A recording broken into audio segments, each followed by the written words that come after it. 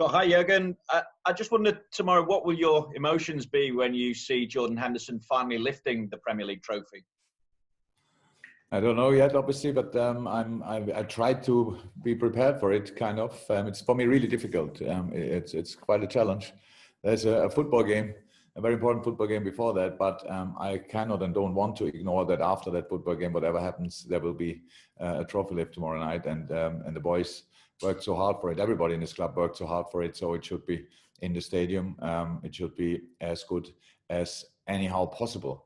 I will not disturb that, for sure not. I will be in best spirits. It's one of the, on a professional basis, 100%, one of the biggest, greatest days in my life, 100% to get finally our hands on this trophy, where everybody was waiting so long for. And I think 2-3 years ago, nobody thought it will be possible for us, especially with all the challenges we faced and the challenges we have and the competitors we have. So yes, I will be proud. I think I will be proud of the boys and all what we did together in this club. And it's a milestone, 100%. And as such, we should see it. It's an important day, a very important day, but not the last very important day for us. And so, but we will be in a very good spirit, 100%. Obviously, another 3 points would make the celebration even better. So what are you expecting from Chelsea, given they've so much to play for in terms of Champions League qualification? Yeah, look, we know that already for a few weeks, and this is it's an absolute challenge. So being champion and then playing in this league against the teams who fight for so much, with the quality they have and the targets they have still to go for, but this is now especially difficult. So other teams, which I thought about it, how it was when I won something before, and it was always a challenge, but not that long. But it's football, and it's football, and the boys like and love doing what they do. And so far, I'm completely fine with the attitude we showed and stuff like this. That's all good.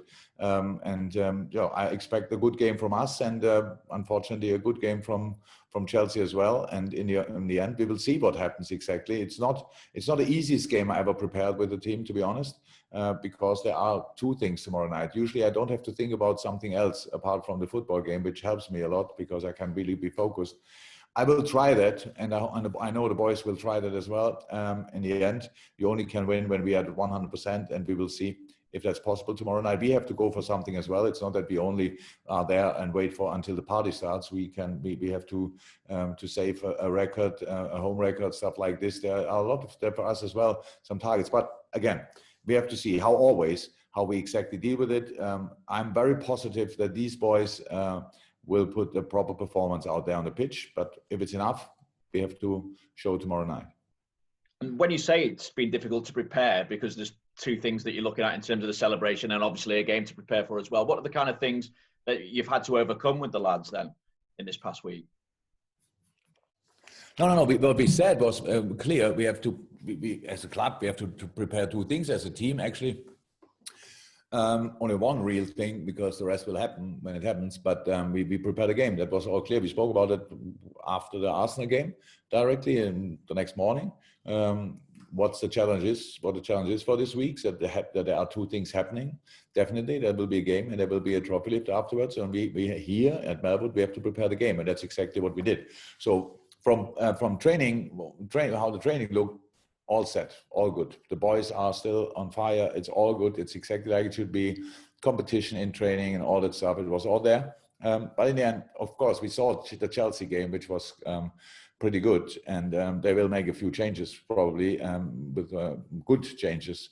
And yes, they had a game 2 or 3 days ago. That's all clear. But obviously, they got a proper boost, and so they will come here full of confidence. But they know, obviously, it will not be easy, and we have to make sure that it's not easy for them, and that's what we will do 100%.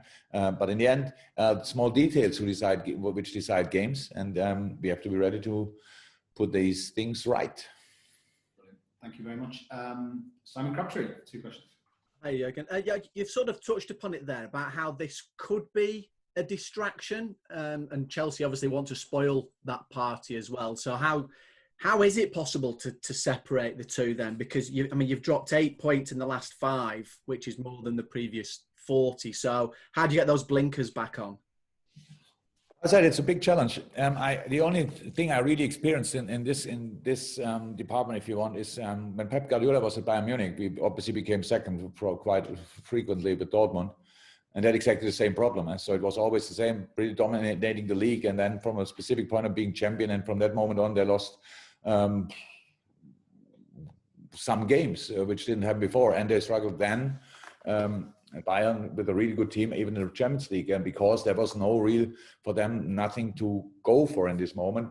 I'm really happy with how we showed up, but it was a challenge which we probably will not have often in our life, because what I saw, it was nothing obvious. It was not that the boys lost focus here or there. It just, there were little things which you could see in the last game. We were the clear better side against Arsenal. Actually, it was a really, really good game from us, and we lost it for obvious reasons, and that's how it is. So I don't have an answer for that. I only can say that we tried everything. We didn't prepare the 2 things. We prepared one thing. We prepared the game, and that's what we still do. And everything will be like always, and then we have to go out there. But in sports and in life, the only thing what you can do always is to make the first step before the second step, and the first step is the game. So, and that's it. But it will not be then in the end influential on whatever, because after that we get the trophy for an outstanding season. So that's how it is, and I'm not willing to make that smaller, because I don't put now extra pressure on the boys, and this will be different. They all know, they're old enough, they all know that it's more fun if you win the game. But again, there's a proper challenge there, and the Premier League thought make it a bit more tricky, give them Chelsea.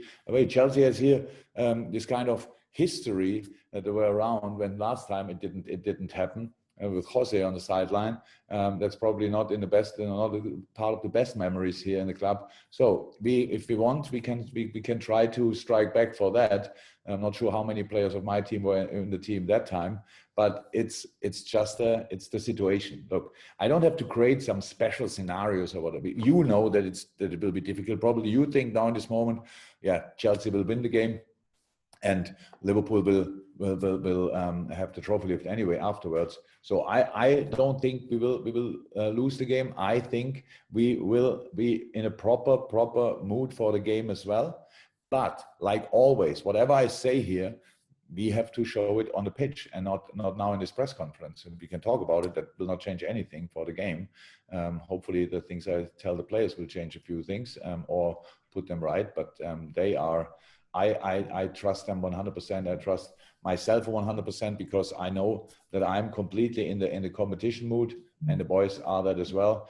But it's not as nothing would happen around the game. So we know that, and that's something we cannot ignore. But we have to put, what do you say, the blinkers on. Yeah. You mentioned Milestone earlier on, and you mentioned Jose as well. So can I take you back to your first ever Premier League win, which was at Chelsea against the Jose Mourinho team? Probably added a little bit of pressure on him, maybe lifted some off you, I don't know. Can you remember how you felt with Premier League win number 1? My first Premier League win was against... No, was it against Chelsea? But it's not at Chelsea when you won 3-1? You came from 1-0 down? What did we do before? No games before that, or we drew? No, I cannot remember that really. Christian Benteke scored. He scored right near the end. They scored quite early on, and then Philip Coutinho got a couple, and then Benteke scored last 10 minutes or so. Okay. No. I remember now, but I don't know what I felt. That they probably relief or whatever, but that's too many things happened between now and then that I really would know exactly what that was about. We played Chelsea, I don't know, 3 times already this year, which is quite exceptional. All the games were really tricky, really difficult, and I respect a lot what Frank is doing there. And now it's for all the other teams. It's about, and we were most often in the situation that we had to win until the last match day to fulfill our dreams or our duties, like with qualifying for the Champions League, or last year then with keeping the door open for a possible championship last year. So that we always had massive pressure until last match, and we dealt quite well with it. So let's make it as difficult for Chelsea and let's make it possible for us. That's the plan. But I don't think I can use too much of my memories against with Chelsea games or whatever. Okay, Jules, just before we come to you in order, then we've got Juliet, Ian from TalkSport, James from BBC Merseyside, and then Carl from PA. Also, Rick from Manila has asked for a question. Beyond that, I haven't had any other messages or hands up. You need to get in touch with me if you want to do that before the Open finishes. One from you, Juliet. Yeah, Jurgen, Vinny was talking about emotional you were to him the night you won the title. We all saw what you were like. You said you didn't know how you were going to be, and you've said today you don't know how you're going to be tomorrow. So what's that ride? What's it been like for the last month since you've clinched the title? Because it's been almost a month to actually seeing that trophy and going to be there tomorrow night. It's obviously different because it was like the decision was made that night, so it was clear from that moment on. I think we were not too surprised that it would happen that night, but maybe we were surprised, but that it will happen in general this season, we were not too surprised. But anyway, that's why I couldn't. How could I know how much? How influential it will be on my on myself before you have it actually. So tomorrow is different. It's obviously different. We are now champion already for a month or so, but that's not about that. It's really about what we all do. It's a little bit like Christmas. If you know already before that you get a specific present before you have it. There's still some excitement. We are very excited. We are very excited about that. And I never touched a Premier League trophy for obvious reasons ever before. That will be special.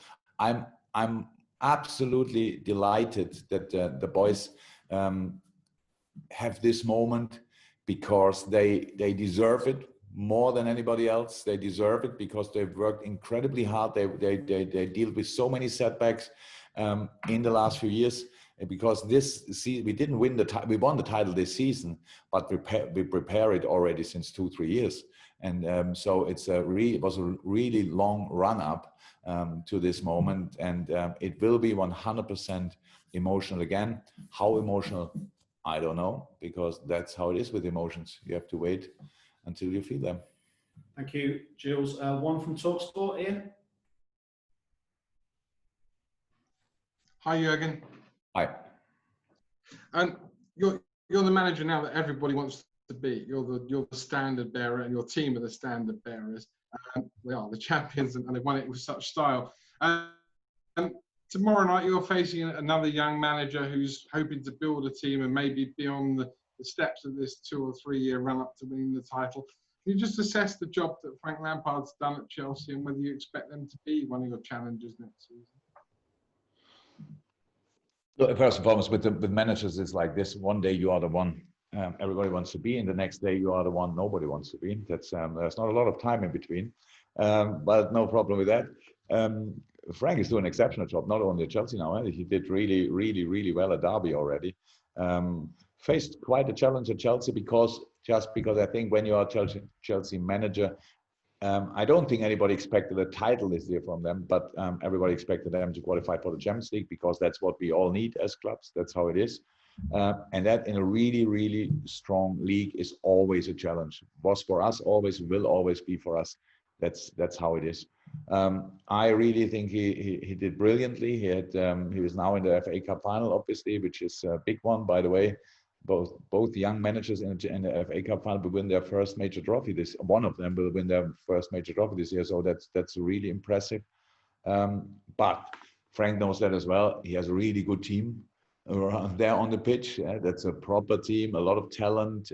But he made some interesting decisions. He changed systems from time to time, even during games and stuff like this. So that shows just that he used his playing time not only for moving his legs, that he really learned about the game and knew already about the game before he started managing, which is a completely different animal, obviously. But he looked really prepared for the job, and I respect that a lot. And still young, yeah, but we were all young one day in our life.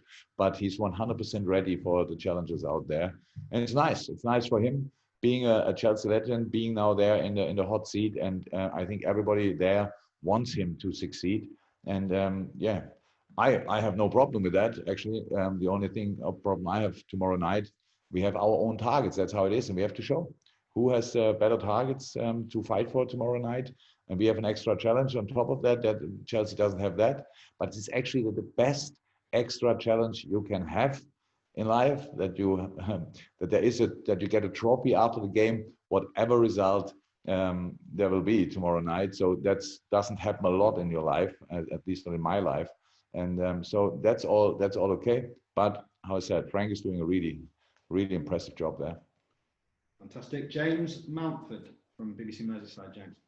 Hello, Jurgen. The last time Liverpool won the title, in the game when they were presented with the trophy, Sir Kenny Dalglish came on as a substitute late in that win over Derby, and he'll be part of the presentation team tomorrow night. How pleased are you for him that he gets to be part of this, and that Liverpool are once again champions?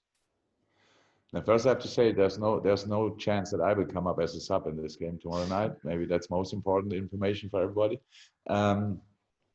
No, it's great. It's absolutely great. Look, directly after the game, when we became champion, when we were there in the hotel and we had all the different duties to do and to fulfill, and talking to all of you, it felt like we had to talk to everybody.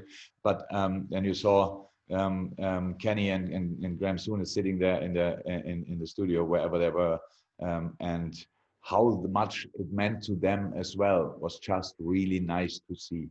This club touches you, gets you, and will never, even if you wanted, I don't think if you could ever get rid of it. It's just because this club is so big and so emotional, so you stay together forever pretty much. And I'm really happy that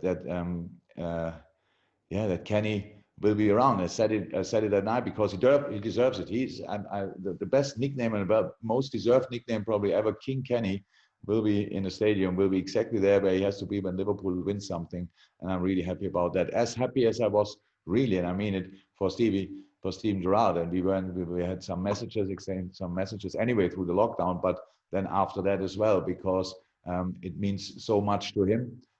It means so much to Kara and all these guys, and only as examples for all the players in the past who tried it so hard. They know exactly what this team did.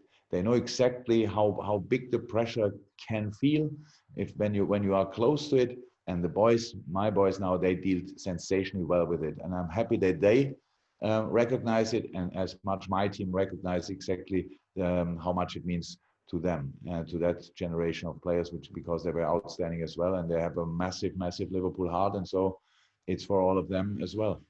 And we've obviously heard about the advice from the police to the supporters, but how mindful will you be of the fans when you lift that trophy and the presence that they are to this club? I really hope that our fans would know, meanwhile, that we mean it when we say it's for you. It's 100% for you. And the best example is that we won this league we had not enough points until then, but we won this league before lockdown. We brought it over the line after lockdown. And again, I'm really happy with what the boys did. Not happy with all the results, but what the boys did, I'm really happy. That shows me there's a massive basis and a good chance that we will stay a really, really good football team. So, but that should show everybody together we can do anything. If we really stick together, then we can do anything. And that's exactly what happened in the last 3 years. And maybe since I'm in, actually, I always felt a massive support. And so I can understand that's a tricky situation. I really can understand. And probably people will say now, after what happened at Leeds, which is a big success as well, congratulations to them, how the pictures look. We all sit there and look at it and think, wow, that's strange now. You don't want to say that's completely wrong, but it is wrong, because we're all human beings. It is wrong. It was not right, and we cannot excuse one wrong thing or make an excuse for one wrong thing with another wrong thing. That we cannot say, but they did it, so we do it. That's not how we can do it. The situation is really, really different to all situations we ever faced, longer back than 30 years we ever faced. And again, I promise we will have this party which everybody deserves at an appropriate time. Pretty much the first possibility we will use to do exactly what everybody deserves. But we can do it only if everybody behaves appropriately. That's how it is. That's how it is. In the stadium, we're in a safe place. So watch the pictures. That will be as emotional as possible. That's much more possible than it was before. Months ago, 3 months ago, nobody would have thought it's possible. Now we know it's possible. Now we have it, and now we should really do the right thing again. I only can ask you for exactly that. And again, I understand it's a personal challenge, but we had more and we had bigger challenges in the past with this club, 100%. This time we are really prepared for that. And so stay at home, celebrate there in a safe place with your families and a second household or whatever. And keep it in your mind, we will be together, all together, when it's possible again. Carl Markham, if you can unmute Carl, I'm sure. Hi, Jurgen. It's 3 years to the day since Andy Robertson signed for the club. I'm just thinking, in terms of value for money, he's got to be one of the best, hasn't he? Yeah. I really don't like that. This kind of like we always talk about players that surprise and Andy Robertson. I'm not sure we would have paid 30 million that time, but it would have been worth it. So if you wanted and all that stuff. So it was not about the money that we took, because your price can be 8 million. If you're not good enough, then 8 million is pretty expensive. It's a lot of money for somebody who's not good enough. So that's how it is. So Andy Robertson we brought in because he was a player we thought who could really help us. It was always clear he has to improve a few things, but a few things were already then that good that we said, okay, come on, let's give it more than a proper try. And I couldn't be more happy because all the things I thought about him, he's much better. He's a much better person. He's a much better football player. He has an incredible personality. So great 3 years, absolutely massive win-win situation for the wonderful lad from Glasgow and for the club as well. So perfect fit. And just in terms of spending money, Chelsea have already started heavily investing in their squad for next season. I'm just wondering, you think that's a byproduct of the standards you've set this season in terms of how far ahead you are of other teams? I didn't understand really the second part of the question. Sorry. What was it? Chelsea spent and then I didn't understand it anymore. No, in fact, that you're so far ahead of other teams that people are having to spend a lot of money to try and close that gap. Oh, okay. Look, I'm completely happy with my squad 100%. I was last year when everybody asked us to sign him and stuff like this, and because of our reasons we didn't do it. It's not that we don't want or whatever. So it's just we try to make right decisions constantly. And then COVID came, so changed the situation again, not to the better, for no business in the world, but for football not as well. So it's not that we think we cannot improve even on a transfer basis. We just do what is possible for us and what we are able to do. That's all. Other teams, maybe they invest. I don't know if they know more about the future. We said that already. I have no idea. But the main difference between us and other teams this year was consistency. You saw how tight the game was. We won against Chelsea away, I think 2-1, if I'm 100% right. So now there are, I don't know exactly how many, 25, 30 points or whatever behind us, but there's not a 30-point gap. The gaps you see on a daily basis on the pitch when we play against each other. So, and they can really play football, and they could have won this game as well. But my boys were resilient like mad. They put absolutely everything in the game. And that was the difference. And I don't know if you can buy that on the transfer market, that you get these kind of things. We had to build this as well. So that needed time, obviously. And it's not about spending. It's about having the right team for the next season, but always based on your own situation. So we cannot buy because other teams buy. We cannot buy because everybody wants us to. We can buy if we have the money for it and if we have the need for it and all that stuff. Then we will be there. If one of these things is not there, then we will not, and we will go again, and we will not use it as an excuse. We imagine last year 97 points. All of you, what would have been your recommendation to me? after that, exactly, transfer market wise, who was there on the transfer market? I don't know it even anymore. Who should we bring in to have a chance to close the gap, this 1 point gap to City? There would have been a lot of recommendations out there, I'm pretty sure. We didn't because we didn't. And then you saw what happened. So it's not about that. We will have a lot of tests next year, 100% like we had this year, like we had the year before. We have to make sure that we are ready for that. And some of these things can be decided maybe on the transfer market, but for sure not all of them. Okay. Last two questions in the open. First of all, Rick from Manila. Rick. Hi, Jurgen. Good afternoon. Hello. What is your reflection on having led Mainz, Dortmund, and now Liverpool back to glory? And are you still holding on to the title of the normal one? My reflection on Mainz and Dortmund and Liverpool. So 3 wonderful clubs. Wonderful clubs. 2 red, 1 yellow. That's it. So I enjoyed each second in these clubs. That's probably the best thing I can say. I have a lot of friends there. But it's another very good thing you can say. Yeah, if I would go back now just to watch a game, they wouldn't close the doors, let me say like this, and try to throw the key away, which is really nice to know. But anyway, I was not back a lot. I never watched a Dortmund game in the stadium. I watched exactly 1 Mainz game since I left Mainz in the stadium, and that was in my break. So that's how I see it. In our time on this planet, we have to create relationships because that's what it's all about. And I have still wonderful relationships with people in both of these clubs. And yeah, I said, very, very emotional clubs, all 3 of them. Mainz needed a little bit of a little kick in the beginning, but meanwhile, they are very, really, really emotional club. And Dortmund was always, and Liverpool was always. So yeah, that's the situation. Okay, and just before we go to the last question, who's going to be David Lee, who I think from the Singapore media. If those of you who aren't part of the normal breakout that we do, if you don't mind leaving the meeting pretty promptly when we finish this, and those of you who are, if you could stay on, we'll come back to you in a few minutes. So I think we're finishing with David Lee. David? Right. Hi, Jurgen. Congrats on a momentous season. Can you indulge us? You've talked about Andrew Robertson. Can you indulge us and tell us who do you think will be deserving of the PFA Player of the Year and why? Thank God I don't have to make this decision. Yes, I heard there's no, what is it? No Ballon d'Or this year, right? But PFA Player of the Year we will have. And I don't know exactly.